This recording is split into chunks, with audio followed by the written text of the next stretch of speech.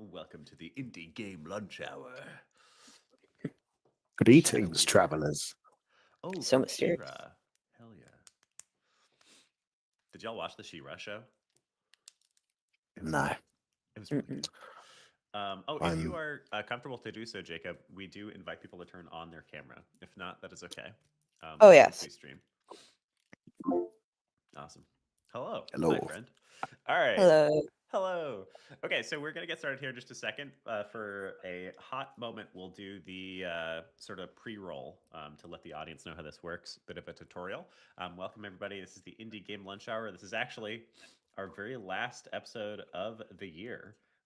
We will be off next week and the week after. Interesting. I tried to show... Willem needs time to go deliver all the presents next week. Give me 1 second. I'm gonna reload my page. When I tried to make Jacob's face big, it like broke the video for me. 1 second.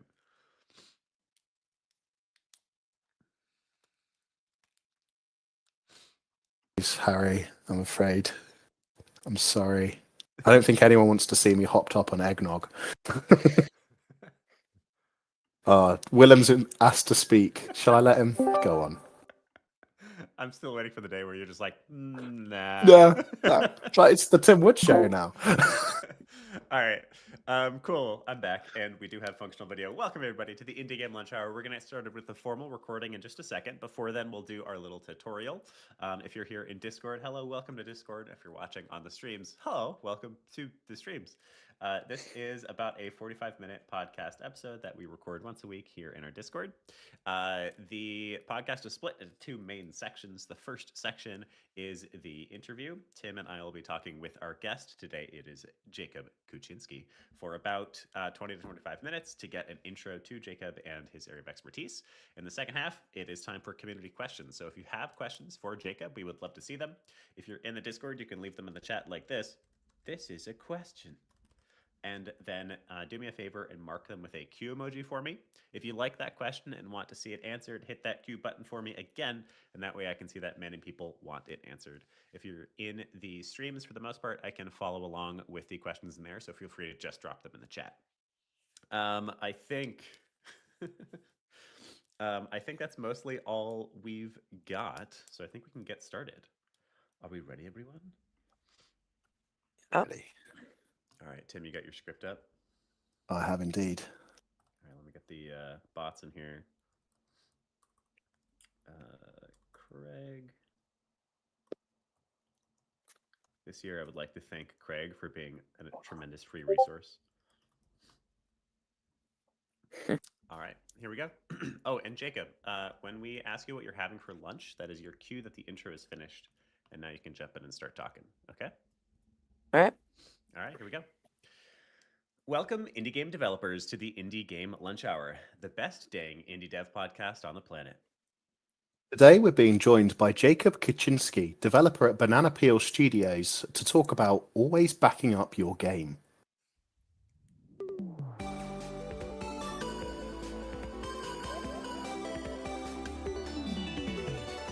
The Indie Game Lunch Hour.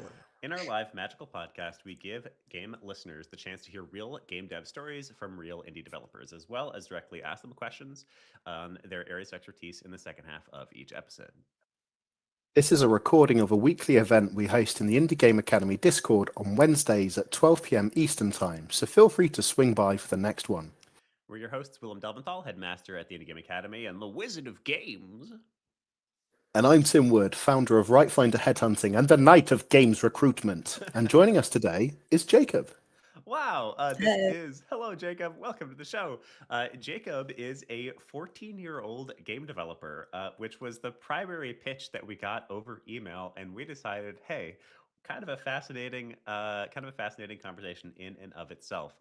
So I will ask everybody in the audience, let's keep it PG-13 and be kosher today, but this is our final episode of the year. So we thought it would be a wonderful one to go back in time together to some of our first game development through the eyes of Jacob and get his perspective on what it's like making games at 14. So Jacob, welcome to the show. Thank you for being here. Thank you for helping us close out the year together. What are you having for lunch here today?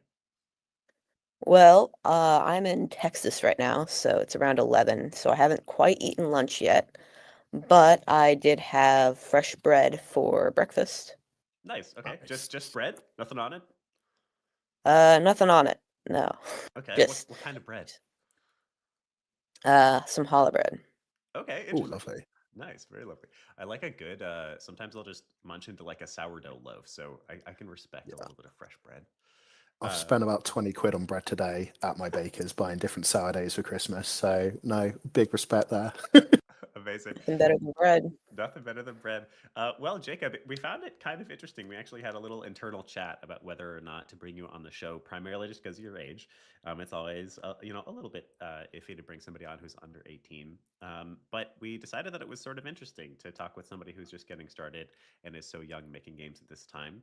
I've said on the show before that I got my start in games quite young as well. And really, the whole reason I wanted doing it professionally is I sort of accidentally sold a game to one of the old Flash gaming websites when I was 15.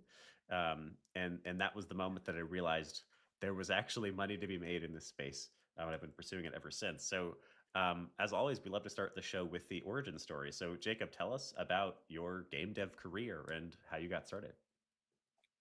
Yeah, so this is gonna sound super cliche, but I've always loved creating games. I don't remember if it was first or second grade, but it was one of like the very early grade school grades where I found Scratch. It's like the block coding um game making website, Hmm. and I made like a little Pong type game, and I showed it to like all my friends in the grade, and they were like, "Wow, this is super cool." And a couple of them played it, and I saw their smiles on their faces, and I was like, "Wow, that felt like really good just to see someone like smiling at something that I created." So I kept going through, um, played a lot for a couple of years with block coding, and then I eventually kind of outgrew that and learned Python as my first language. I watched like a large video tutorial. I binged the entire thing, and then I just started like making stuff. And eventually, there's a Python package slash library named Pygame. Hmm. So that is how you make like UI games with Python. So I played around with that, and that's actually where Constellar started. Um, it wasn't originally named that, but I started making that game in Pygame. Now, if you know more than I did about Pygame, you would know that Pygame is not actually the best thing to make full-fledged games in. The problem with Pygame is just not very efficient. And also, there's no UI. It's all text coding. So, forget dragging stuff across the screen and knowing exactly where stuff's going to end up. You're just like, yeah, I'll put that at like 100x, something like that. Anyway, eventually I figured out, all right, this isn't working. So I went around and I tested like almost every single game engine there is. I went super far down the rabbit hole. I checked out game engines like Defold. I don't know if you've ever heard of that one. Mm-mm. Um, but and I went back up and I was like, all right, I've tested out all of these. Which one I like? And I'm like, I really like Godot. This was a couple years ago. Unity was in all that drama with the 2.5% cut. Yep. So it's like Unity, there's so much drama around it. I'm not sure if I want to do that one. Unreal seemed like really hard. But Godot, GD script, which is a proprietary language, it was very similar to Python. So I didn't really have to learn much for the coding. So I watched another huge video tutorial like I did with Python. I learned Godot and then never do this, but I immediately was like, I'm starting. So I immediately jumped into my dream project, um, which was Constellar, and that was going pretty well. Obviously, it wasn't the best code ever. I would probably keel over if I saw my old code. Um, so I developed that for probably around 6 months, but then something terrible happened. I think it was probably either my power supply, but somehow, some way, my motherboard got shorted out, Oh, Oh, and no. I had no backups. no. Absolutely no backups. Well, I had some backups on the same machine, but no backups anywhere else. Hmm. Um, and actually, I would have still been able to save the SSD, but there's something called BitLocker. Mm. And somehow, when the motherboard got shorted out, BitLocker activated, which is basically making sure that like people who steal your actual hardware can't break into your data. Hmm. And I didn't have a BitLocker password, so it was there. Like, it was literally on the drive that I Tempting could you. access, but it was all encrypted. Like, it was like a Windows encrypted it, and I couldn't unencrypt it. Wow. So eventually I just had to bite the bullet and wipe the drive and start over with a new computer. Hmm. Now, of course, I've backed it up in more places than I could, like, ever tell you about. There's so many places I have it backed up. But yeah, that's generally the overview of my origin. Wow. Yeah. Are you using Git yet? Do you have source control? You know, I do have it on Git, Okay, good. but not very well. I need to figure out. I know how to use Git, because I was doing simultaneously some stuff in AI world, so I know how to use Git, but I don't have it like fully set up. Like, it doesn't back up very often, Mm-hmm. so I gotta like figure that.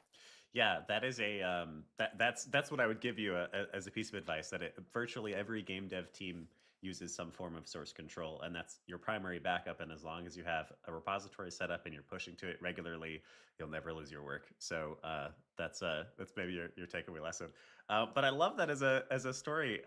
It's fascinating to look back at somebody who's just getting started, and it's kind of amazing actually, how you're already saying things like, "Oh yeah, back when Unity was pulling that fast one on us 2 years ago, at 15 years old." It's pretty remarkable, actually. Yeah, Thanks. the way you carry yourself, I'm like this. I deal primarily with recruitment and finding developers jobs, and I'm just like, yeah, I'm pretty sure you could ace most interviews I'd put you in.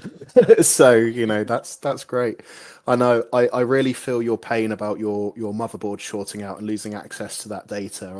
I write in my spare time, and I now store everything on an external hard drive, memory stick, in the cloud, and emailing it to myself just so I've got those backups in place. But what does your own kind of backup system look like now? Because I think when you've learned through pain as you have, I feel like you might have a bit of a belt and braces approach. Yeah, so I have it on pretty much every device I own. I have it on my laptop, I have it on my school laptop, I have it obviously on my home computer. I have it in G Drive, I have it in OneDrive, I have it in GitHub. Um, let's see, are there anyone else? I feel like there is more, but I don't remember. You have it in a I couple mean, of I So places. think if you've got some it quite covered. if somehow something happened, I've got versions going back so far. I could basically back up to like anything I've ever done. Hmm. It is pretty interesting. So I find the concept of doing a backup is of course important. I still remember there was an escape room game that I was working on that was like the most ambitious project that I had made at that time period.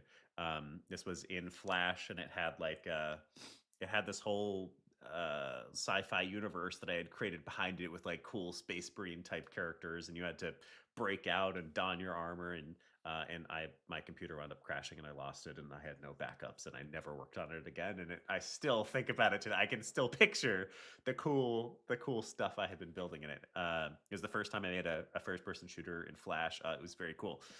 So I feel your pain, and it's a lesson that I think everybody goes through at least one time.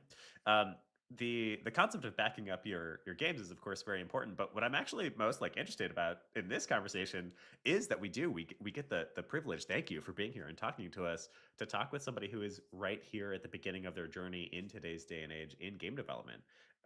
So I would love to hear like a little bit more about that. What is it like, being a year or two into your game development journey, and where do you see your game development journey going? Is it just an interesting thing that you're playing around with right now? Is there more of an objective than that? Yeah. So the great thing about right now is there's so many resources that you can tap into. Not only do you have the Stack Overflow and the Godot forums and whatever other forums, but you've also got like AI, right, to help you like fix bugs. So like sometimes I'm like, why is this not working? I like cannot even figure out where this error is coming from. And I'm like, Claude, where's this error coming from? And Claude's like, well, obviously it's coming from line 66. um, and then also you've got these really big YouTube tutorials. Shout out to Clear Code for single-handedly teaching me how to use Godot. Amazing. And what's the objective in your mind? Are you on your way to work at CD Projekt Red? Are you starting your own indie studio one day? Like, what do you think? Or does it even matter? Is it just about making games right now? I think right now it's just about making games. I just want to get currently I just want to get something out there. It's a miracle that this project is still alive after what it's been through. But it's coming to close hopefully in the coming months, and I just want to get something out there. And then once this project's out there, um, I definitely want to look into probably making a lot smaller games, like games that only take me like 3 months, and working on that for a while so I can explore more diverse ideas and like really figure out like who I am as a game developer. Hmm. Um, and then from there, I'll figure out something. Very interesting. Yeah. Now, And sorry to jump in there, Willem, but I'm please. really curious. I mean, you've been developing this game for the last 2 years or so, maybe adding in a bit of extra time when you literally built it up again from the ashes. But how's that overall process been for you, and how are you feeling now you're close to releasing? So I think it's coming out in Q1 2026, right? Yeah, hopefully I don't have to. It was originally supposed to be Q4 2025, but Yeah. that didn't happen. But hopefully I hit that. Working really hard, but um, yeah, the process has been really fun. I really like coding. I do a lot of coding, but um, also definitely not the best idea to go into a huge project like this. It's the amount of time I've spent refactoring stuff like in my old code or like, wow, I really wish I had made this modular. Why do I have the same code pasted 6 times? This all could have been a function, but now it's just so big and so many intertwined things that like I can't make it a function anymore, and I've just got to like hope and pray that I can get through this and just make better decisions next time. There's it's sort of interesting though. I will often, we just wrapped up a level 2 cohort, which is our tech intro program. It's to teach people how to use Unity and C Sharp. Wesley is actually in the classroom. Hi Wesley, shout out. And one of the things that I will often say when people are just getting started is that the right way to do it is the way you can make it work. And I think that that's really true. Refactoring is valuable. Learning a little bit more advanced techniques or efficient techniques is valuable. But I think like at the beginning, like just get the damn thing to work. So in my mind, what you're doing is perfect. You're just playing around, and you are. I think it's actually really commendable that you played with a bunch of different game engines as well before you actually jumped into anything specific. It's not really contentious. I feel like Godot is generally very well loved, but I feel like we could maybe start a fight if we decided to pick sides. So why is Godot the best? Why not Unreal or Unity or some of the other options? Well, if I'm being honest, obviously Godot's has all the things with like the open source and stuff that people cite a lot. But for me specifically, it was just the easiest option. I'd gone through all these game engines and I was like, I don't really like one more than the other. Like one isn't like exactly like, wow, this one's like, I really love the people who are in charge of this one. But Godot has GDScript. I already knew Python pretty well. Mm-hmm. Um, and there was really good like tutorials online about it. I found that tutorial for Godot to teach me, and I was like, I really like this tutorial. I really like Python. I really like GDScript as pretty similar to Python. So I was like, I'll just go with Godot. And then I kind of found out about the pluses. I really like the node system. Um, Nice. Okay, I have an interesting one. Um, so when beginners talk to people at the end of their career, one of their favorite questions is, what would you tell me, like if you started over, if you went back in time, what could you tell me, like what would you have wanted to know when you first started, so many years ago? So I would like you to do the reverse of that. Teach us, Jacob, the things that if we were to start over, we would have liked to know. Does that make sense? yeah. Um, Glad Jacob understands. Put yourself in the position of a at the end of your career here at the beginning of your career. if I was really wise, I think. Another wizard, I see. I think I would just tell you to really experiment with different things, really learn a lot, do a lot of research before you do something. Research like player progression, stuff that normally people wouldn't think about. Just like, I don't know, spend 30 minutes every day before you start coding, researching what you're about to be doing before you do it. Um, and that'll really benefit you in the long run because even though you're spending time now, you won't have to spend time refactoring or completely like changing something fundamental in your game down the road. Okay. Nice. I like that. Yeah. Yeah, there's a wealth of different things to learn. Do you feel like you've hit the Dunning-Kruger moment yet, Jacob? Are you like, "Oh my God, I don't know anything yet?" Or Yeah, are I'm you I'm like right right at now? the bottom of the pit. Okay, sweet. I'm Yeah. like, oh no, like there's so much I don't know. Yeah. I feel like I hit that Hopefully, around. hopefully I'm on the up though. Yeah, I would say you are at this point in time at 14 years old. I feel like I hit that pit at like year 2 or 3. I was so confident at first because to me it was all it felt so easy. And then at some point I went, "Oh, wow. Yeah, I don't know anything." And I feel like I still feel like that. So we'll see. You tell me if you get out of that pit at some point. We'll see. I think we're all living in the pit right now, and that's okay. The only way's up then. It's nice Yeah, I down think the here. mountain's infinitely high. Yeah, it's Yeah. warm down here. We've got lots of friends. And Jacob, obviously you've got the launch of Constellar coming up, but you also mentioned you're looking at other projects that you could maybe complete in sort of a 3-month time frame. So I'd love to know a little bit about just how you generally structure your project time, because I mean, making a game start to finish within 2 years is still pretty good in itself, especially with a rebuild in there. So like, how does your own kind of pipeline work, and how often are you backing up as well? And how do you back up since you have it in 15 different locations? What does that process look like? Yeah, probably should have researched 30 minutes before I made my whole backup system. It's kind of a mess. But yeah, you back up to one machine, and you download that from another machine, which automatically backs up to a different cloud.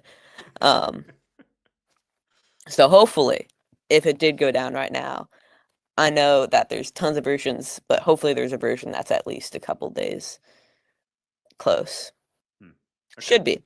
So do you have like is there like a Last time I checked. checklist? It's like a pre-flight check where you're like, okay, I got to put it on this machine and then this machine, or is it a little bit more informal than that? I think it's probably a little more informal. I really got to make it more formal though. Should have learned my lesson, but we'll see. All right, I've got one for you then. Tell us about like the hairiest. You keep mentioning refactoring and learning rapidly. I can remember that phase, and it was a lot of fun. I feel like Tim, you probably have had some of this yourself, since a lot of the more technical side you're doing for the first time in the past couple of years. Um, Yeah. I remember those moments of being like, man, I wrote this 3 months ago, and I already know that this is the dumbest way ever to do this thing. Do you have any examples of exactly that, of hairy refactorization that you've done in the past couple of months?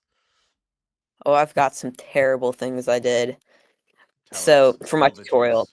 Okay. for my tutorial, right? I had like 100 lines. If statement, if statement, if statement, and Yeah. this is still pretty prevalent. So many if statements. Yeah. Nothing was in arrays. No dictionaries. What's a dictionary? It's just all if statements. If iteration 19. Change text to this. I looked at that. I was like, I can't even change anything. So I went in and I completely just deleted everything except the text. Put that into a dictionary. Made an actual system for it. I still have a really bad upgrade checking system that I am just hoping I never have to refactor because it's just like it's like 4 nested if statements. Hmm. Beautiful. I remember a good number of those myself. I had one. I like to tell. I like to tell the story because I just always thought it was such a funny bug. I had one that was a bunch of nested if statements. One of my earlier games that I still look back on fondly. We actually remade it with a bunch of students pretty recently. It was a demake of Animal Crossing. So we basically made like an 8-bit era version of what Animal Crossing might look like during that during that era. And it was a ton of fun. I loved making it, but it was when I was very early in my own coding career, so a lot of it was super janky. And I had behavioral decisions being made for characters in this town with just a giant nested if statement, like tree, I guess. And this was not just, it wasn't even like, I didn't have it split by classes either. So it was like each individual town person had their own giant tree of if statements and how they would behave. And it was so jank. It wound up creating a bug that I still don't really understand how it happened, but I managed to fix it in a different way. Where every time you went to a different acre, because it had the concept of acres from Animal Crossing, you'd walk to a different part of town. Every member, every town's person would have a duplicate, identical copy of them made, but somehow with a randomized feeling towards you. So you'd walk into town and go to the shop, and there'd be three Tom Nooks. One of them hates you, and one of them wants to marry you. And I still don't really understand how it's possible, but I wound up exporting and saving that build for all time because I thought it was so funny.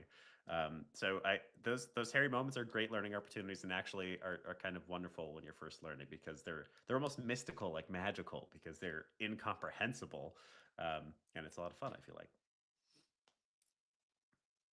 Do you have any fun? Yeah, Do you have any fun bugs that you've created? fun. Well, I had actually a pretty fun bug the other day. So I was just adding like an upgrade. So I was adding some variables to my player, and I didn't realize it, but I accidentally had like double highlighted and then pressed delete on accident. I accidentally deleted like half the variables in the player script, and suddenly the entire player script is red. Like it's all errors. I've got like 300 console errors. I'm like, what is going on? Because I didn't know I had deleted that. So I'm looking through and I'm like, huh, all the variables are saying they're not defined. Hmm. But before I had realized that, I had closed out Godot because I was like, maybe it's like a Godot issue. Because sometimes Godot starts like randomly error highlighting when it probably shouldn't. So I restarted Godot. So my Control Z obviously didn't have any memory. Um, but luckily I had a very, very new player script with all the variables in my G drive. Your backup worked. Um, Your backup system yeah, was functional. my backup worked for that one. So I copied over those variables back in, and that fixed the problem. Hmm, wonderful. Okay. What are some of the so you as somebody who's just learning right now, you have a good perspective into how to learn and how to get started in game development. What are some of your own recommendations for those who are starting to learn to make games?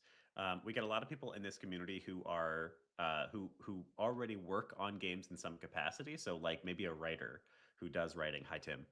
For video games, but now wants to learn how to, let's say, use Godot and use some of those tech tools a little bit more heavily. What are your tips for somebody who's getting started? Where do you think they should get started? What types of games? What types of software? What types of exercises? How does one get started making games, in your opinion? Well, so obviously I only know much about like how I did it. I know that like the tried and true like Udemy course is probably a pretty good route. Mm-hmm. Um, if you're like pretty motivated and you're like willing to just like slog it out for 24 hours, those like large video courses are always like pretty solid to like give you like an overall feeling for like the entire game engine. And then also making like a GPT or something on ChatGPT, like you can tell it like how you learn best, and like you can make your own curriculum and you can have it teach you like that. And I found that was like pretty good for at least getting you started. Interesting. Okay, so you made a custom GPT for just for yourself for learning. Yeah, not for Godot, because I learned that before GPTs were like really a thing. Mm-hmm. But like I wanted to learn like HTML. Mm-hmm. I wanted to at least have like a basic understanding of how to do front end because I was doing a lot of work on Python. I wanted to learn how to do a Flask server. Um, so I made a GPT and it taught me like pretty decent HTML knowledge. Obviously, I'm not like super good at HTML, but got me enough to where like I could like put together an HTML page. Nice. Interesting. Yeah, that's the kind of thing that I feel like I would not do for myself, but is a pretty. I use GPT pretty heavily these days, just in the day job. But I don't think I've used it for self propelled education yet. So that's a really cool idea. Yeah, that's interesting. And Jacob, I've looked at the Steam page and I've kind of watched a few of the footage bits of Constellar. I think my favorite is watching the little rocket ship move around the sun, and the other kind of cosmic bodies. But could you give us kind of your overview elevator pitch for the game itself? Because I love the art style. I think it's really creative. All right. The pitch is it's Galaga, but modernized with like elemental combo abilities, and you can go to other planets. Basically, just like if Galaga was built in like the modern day with like the resources we have now, this is what it could be. Awesome. No, I definitely get the Galaga vibe from it. So I guess, as a player, what kind of gameplay loops could I expect? And I know there's a demo out, and I'd encourage people watching this to maybe go check that out and have a play for themselves. But what are the key features of the title? So the demo is pretty short, pretty small. But basically you start out, you do the tutorial. It's the fighting is the main part of the game. It's Galaga-esque. You don't have like the multiple spaceships. You do have a couple of them in the later levels, but you start out with just like one spaceship you're fighting. Um, and then so you fight that a couple of times. I think fourth level you get a dash. Then at second level you can like buy your first upgrade. The first four upgrades are like passive, and then the second upgrades are um like the main upgrades. You can like shoot them. So like the fire one is like a big fire bullet. Basically, it's like the lore isn't great, but basically if you shoot it and it hits an enemy, it just like starts in like a giant inferno on the enemy ship. Nice. And that can combo with like the earth ability where you shoot like a mountain at the enemy ship, because that starts a gas leak on the ship, which is like a little particle effect. And Yeah. if there's a gas leak and you set a giant inferno, then there's like a huge explosion and does like a lot of their health. No, that's awesome. So it's like elemental combat in space. Yeah. It feels like that's dope. I I love definitely had a little bit of when I was developing it, I had a little bit of shiny object syndrome. I'm like, ooh, a parry mechanic would be fun. Ooh, dashing Yeah. would be fun. Ooh, that'd be a fun combo. You know? That Yeah, I is mean that's what game dev's about though, that is right? what It's game just dev's about. Yeah. like this is dope. Let's put that in. Yeah. I And think I guess that's how we end up with feature creep. it's very true. I was about to say, like, that is its own lesson. Actually, is every game dev that has ever lived has gone through the trials and tribulations of having a cool idea and realizing it's completely unrealistic to add to the game, or the opposite. Actually, they have the coolest idea ever. They add it, they completely blow up their time span, and they swear to never do it again. And then on their next game, they do it again. Yeah. Yeah. That's cool. It looks a lot like FTL visually, which is one of my favorite games to just suddenly lose 20 hours to over a week. So no, I'll Yeah, definitely be checking it out on release. I played FGL, but I died like 10 times over without making any progress, Yeah. and then I quit it. I've had Kinda it sad for to say it. about 5 years. I've never beaten it ever. I got to the Federation ship once, and that was it. I think I've beaten it only like once, and then it was a painful enough process that I was like, okay, I did it. I'm done now. Yeah, I'm never doing it again. I still play Slay the Spire on a regular daily basis. FTL, I don't think I've picked up in years, even though I look back on it so fondly. It's a wonderful game. All right, I have another interesting question for you. So, the game industry is not a thing that you're really a part of yet. You are, of course, the minute you start making games, you're a game developer, and so you're a part of the game industry. But you're not in it the way that our typical guest usually is. You know, our typical guest has been dealing with the hiring process and has been launching their own studios and trying to find publishers, and has been really in it for years usually, and has experienced what the game industry is like. So for you, who's a little bit more of an outsider, and you're here largely just to learn to make games, I'm curious if you have any input or ideas on how the game industry might change in the coming years. What do you think is going to happen to the game industry in the next 5 years?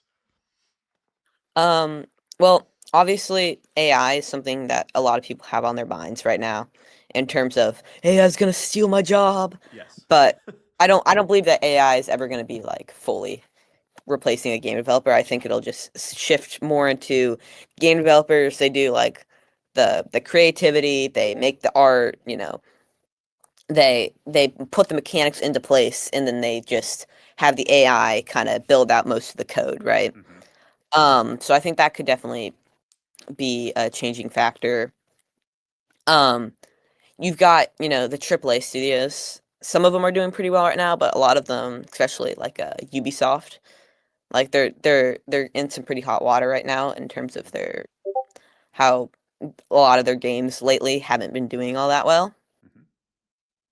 So I'm sure we'll see kind of we're already seeing it a little bit with like the indie revolution. Like I think from 2024, like 2025, or maybe it was 2023 to 2024, like there's like a 14% increase in indie share of the industry, Hmm. which is just crazy, especially compared to other years where it's like 3%, 1%. Yeah, it's a pretty insane growth. The stat that I think it was, if I'm remembering the stat correctly, I think it's just between 2024 and 2025, there's been roughly a 6 times number of indie studios founded, which is just like a wild swing. So, you know, if there's 2,000 indie Bonkers. studios founded in one year, you're 12,000 in this last year. Excuse me. So, Bless you. yeah, it's interesting to hear perspective. How do you think AI something that I find kind of interesting um, is that somebody who is freshly learning a space sometimes has better perspective on how the space is changing than somebody who's been in the space a long time, because we start to get our visions a little bit clouded by how things used to be done. So you, who is truly freshly learning the space, how do you think AI is going to shift how we make games? Do you think that the fears of it taking away jobs are like well founded? How do you think an indie studio, you know, a year or 2 or 5 from now will incorporate AI into their flow? Will it be solo developers using AI in every little thing? Will it be like we all kind of have a creative assistant? Will it be something else? Yeah. So I think AI probably will inevitably, sadly, take some people's jobs, especially in like large studios. I don't approve of, you know, AAA studios firing a bunch of people, but it's inevitably probably going to happen. But I think that in terms of indie, AI is going to be used hopefully more as just a tool. I think that eventually AI can't do exactly what you want it to do, right? If you just give it a prompt and you're like, if I just told it make a elemental space shooter based on Galaga, right? It would not make Constellar. It would make something that's, you know, much less fleshed out. So to make AI really work for you, you have to still you got to make the plans. You got to give it like a code structure. Still, you still have to do something like that. At least currently. Um, so I think that that is currently where AI is at. In the future, we'll see. Currently, I haven't used AI like a lot in Constellar's development. You know, I've used it to touch up my code that there, but for my next game, I'll probably have it do maybe a little more. Obviously, nowhere near like vibe coding, but like, you know, just have it be like, I've made a player script a lot. Okay, I don't need to make this simple player script for like movement plus jumping. I could just have AI do that and then tweak the values later to exactly like the snappiness I want. Hmm. There's a there. I have a game designer who I work with at my day job who really impressed me with how she does mock-ups using ChatGPT. So my typical mock-up process earlier in my career is making more or less gray boxes. So if I am working with a client or, you know, on my own indie game, and I'm trying to help people understand the system that I want to make. So, you know, let's say it's a new main menu or something. I will make a gray box version of that main menu, and I'll be like, here's what I'm thinking. She trained a GPT model and uses it to pretty exactly show what the game is going to look like, and therefore get everybody on a much closer page for how we should all build the game. And I was quite impressed by that, and have started incorporating some of those own tools into my own career. So it is changing. It's actively changing right this second. But as you suggest, I have come to believe that AI will, as you say, inevitably replace some jobs, but it actually feels less scary to me than I think it might to some other people, because it does feel like it still requires expertise to competently use it. Somebody who incorporates AI, who doesn't know what they're doing, makes pretty crappy content that mostly won't compete. It'll clutter the airwaves, which kind of sucks, Hmm. but it mostly won't compete on a quality basis from somebody who knows what they're doing and also uses AI. So it feels to me like mostly AI is an assistant that Yeah, will, I agree. It's a tool. yeah, exactly, that really does power up people who use it well for sure, but is pretty hard pressed to replace human beings at this point, at least. Amani has a question here, which is, will the big movers in the indie space just become a new AAA, aka Animal Farm? What do you think, Jacob?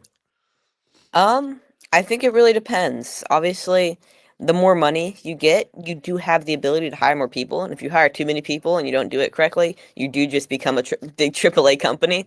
All companies don't start as AAA. You don't just go out and you're like, yeah, I'm just gonna hire 1,000 people, make a AAA company.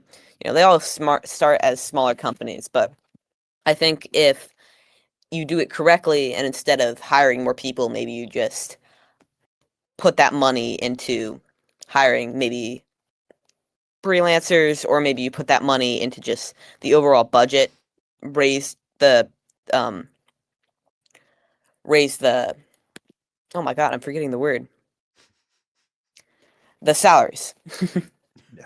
Raise the salaries of your developers. Stuff like that the money can be used well without making yourself a AAA company. Yeah, that's a piece of advice I feel like I can give everybody. Grow slow.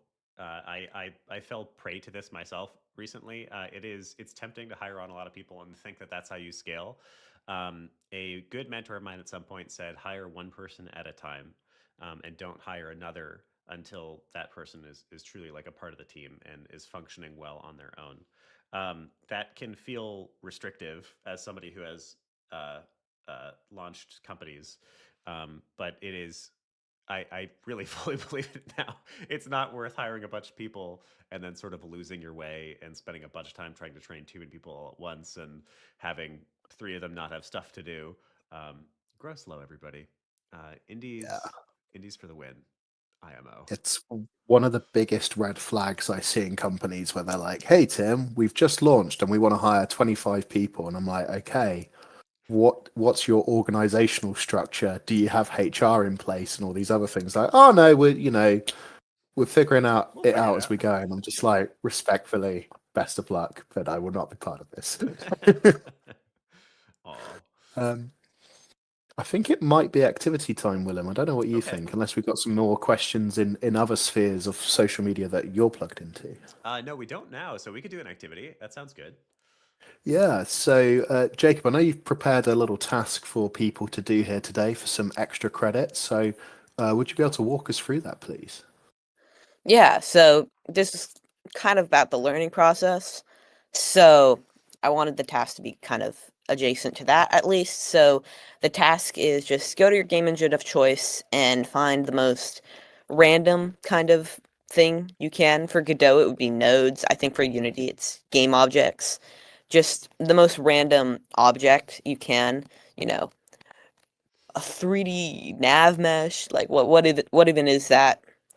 Um, that might not be the best. That is actually like a real thing. I don't know. Just something really random. Find it and put it in chat. Okay. So Perfect. just go look for a new feature and that's it? Something that may not Yeah, turn just out? look for something that you've never found before or used before. There's like 150 in Godot, so I could never use all of them. I have I'm a Unity boy, but mostly only because of circumstance. I happened to one of my first game industry jobs happened to be an early adopter of Unity, and so I've just used it for forever now. So I'll throw up the API's list of components because that seems like a way to find some stuff. Let's see. Okay, here we go. Yeah. I've just opened Twine. That's what I work in. The first one that comes to mind. So this is from a while ago now, but I always thought it was a fun use case. So do you know what a fixed joint is, Jacob, in Unity? I'm sure there's something equivalent in Godot. Like for like bone meshes. I'm not bone meshes, like bone Yeah, or a stuff like distance that. joint. There's a distance joint component. I don't really know. Okay, it's basically basically what it does is it hooks up in an invisible bone, as you said, from one point to another, so you can tell it where those points can be. And the interesting use case is you can have it hook up that invisible bone between multiple game objects. So that wound up being a solution to making a grapple hook in a class I taught some years ago now, and is still actually how I do that in Unity. So the way that Nice. our grapple hook system is working is it hooks an invisible bone between the player and the platform that you target, and then detaches that again once you let go. Cool. So that was always a fun one, the distance joint. That's really I cool. just did it for myself. I found something I've never seen before. Remote transform 2D. Ooh. It it puts its own um it puts its own transform 2D, which is like its position, scale, rotation, onto another node in the same scene. Ooh, that's nice. That could be useful. Laughing Umbra posts the Navigation Agent 3D. Ah, a classic one. Yes, that is a pre-created agent to navigate a 3D space.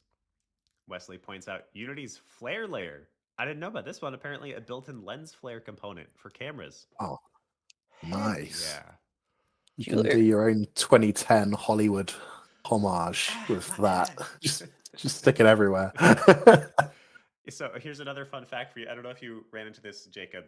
I don't even know if this is actually the case anymore. You can tell me if it is the case. Does Unreal still automatically attach a lens flare when you start a new project? Um, Godot or Unreal? Unreal. I assumed you played with Unreal. I don't know if you did.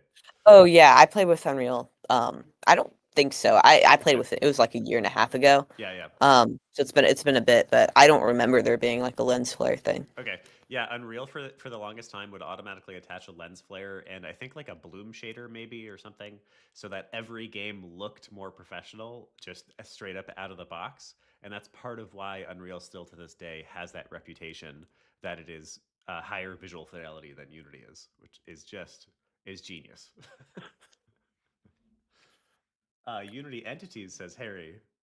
They're trying to remake things into lightweight game objects. Got to be something I want to look into Cool. further. Hi, Wendy. Interesting. Awesome. This is a pretty interesting little learning exercise. Tim, do you have one to call out yourself? So I've not been entwined for a while, but I don't know how I've missed it, but there's just a part here where you can just put JavaScript in to run stuff automatically in web browser. So I might need to learn JavaScript. And just coding in general. I actually really love JavaScript. That was one of my first coding languages. Yeah. There's a wheel It's collider in Unity. I didn't even know that. I guess I work in 2D more than 3D. Interesting. Awesome. So this is something that everybody can do for yourselves. Very simple. Just go and look for a new type of component and see how you can make it. Jacob, you had originally said, I think, coming up with a gameplay mechanic to create out of these components. Is that something that you're Yeah. going for? Yeah, so for the homework at the end of the episode, I Okay. thought it'd be fun to take the mechanic you found and try to make something like a really fast prototype out of it. Like for my I think it was transform layer 2D or something like that. Mhm. You can make one where you have a player, but you've also got like a mirrored player with its same position, except Ooh. like further up. Yeah. So whenever you move around your player, you gotta like keep track of two of them. Nice. I don't Yeah. know. Yeah, that's great. Awesome. Okay, sweet. Before we can wrap up and do that homework and then close out the episode, but I wanted to ask you one last question, Jacob. So this is the Indie Game Lunch Hour's last episode of the year. So for those who are listening or here live with us, we won't have one during Christmas week next week during the holidays, and we won't have one the week after that either because it falls directly on New Year's. So we have a 2-week gap, very long gap for us here. So we'll see everybody again in 3 weeks.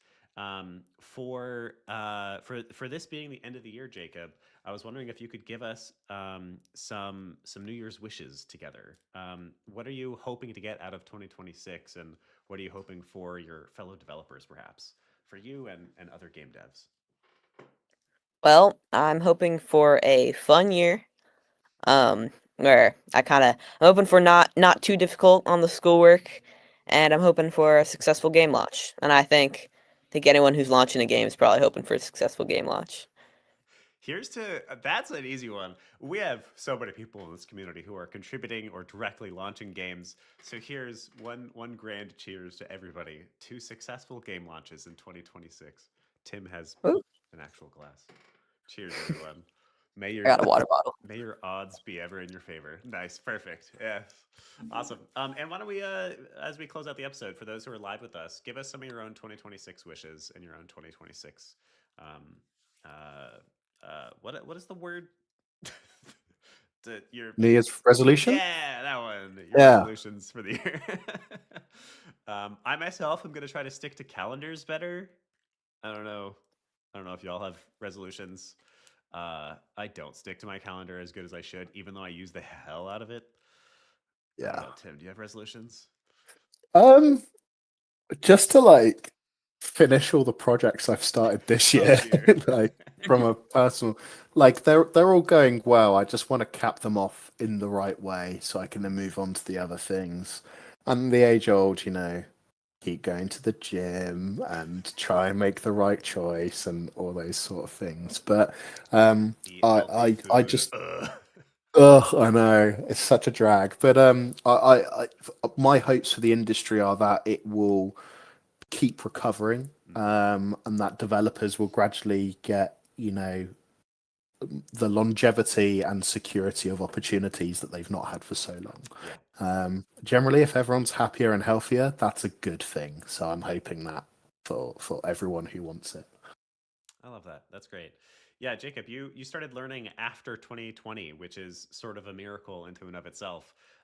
Because before 2020, man, the game industry was pretty tight. I mean, it was never perfect, but 2020 was like this remarkable boom year for us and was terribly exciting. And then it's been a bit shit ever since. So it's amazing that you picked it up anyway and began learning during this time period. So may all of your 2026 resolutions come true, everybody. Give yourself a little bit of love this holiday season. Why don't we close down the episode, Tim? Does that sound right? That sounds all right to me. All right. So you gave us our homework. You want to repeat it one more time, Jacob? Our extra credit assignment? Yeah, so take the super random game object node that you found and make a simple game mechanic out of it. Simple prototype. Awesome. Nice. And everyone, when you've done that, why not post it in the Discord or post it on LinkedIn? Tag me and Willem. We can forward that on to Jacob and show him what you've made, and we can crack on from there. Very exciting. Um, before we close things off, Jacob, I think let's plug Constellar one more time in the chat, Willem. But is there anything else we need to be aware of in your journey, your advertising, or anything like that you'd like people to keep track of? No, wishlist Constellar on Steam. Nice. So you heard it here, everyone. Wishlist Constellar. Let's give Jacob a great game launch when it does come out in Q1 2026, and stay tuned for the store page in case the timeline changes. But Jacob, thanks so much for coming on today and having lunch with Willem and I. I hope you have more bread for your lunch later and some other cool things too. And there'll be links in the Discord and on the places that we broadcast for where you can find us next year. Wow. Holy cow. Tim and I also have some exciting changes coming for this podcast that hopefully we'll tell you about then. If you enjoyed it, as always, there's links to join our Discord down below and anything else we talked about. I think that's going to be it. Thank you, everybody. Thank you, Jacob. And thank you to those who asked your Thank you questions. for having me. Of course. Yeah. All right. All Goodbye, right. everyone. Happy Bye, everyone. 2025. Ooh, goodbye. Yeah. Happy New Year. Bye bye. Game over. Adios, y'all. All right, and to those who are watching the stream, we love you. This is the Willem closing hour. I don't know. I'm just still here, and I feel like talking to you for a second, I guess. All right, I'm over it. Goodbye. Enjoy your New Year's.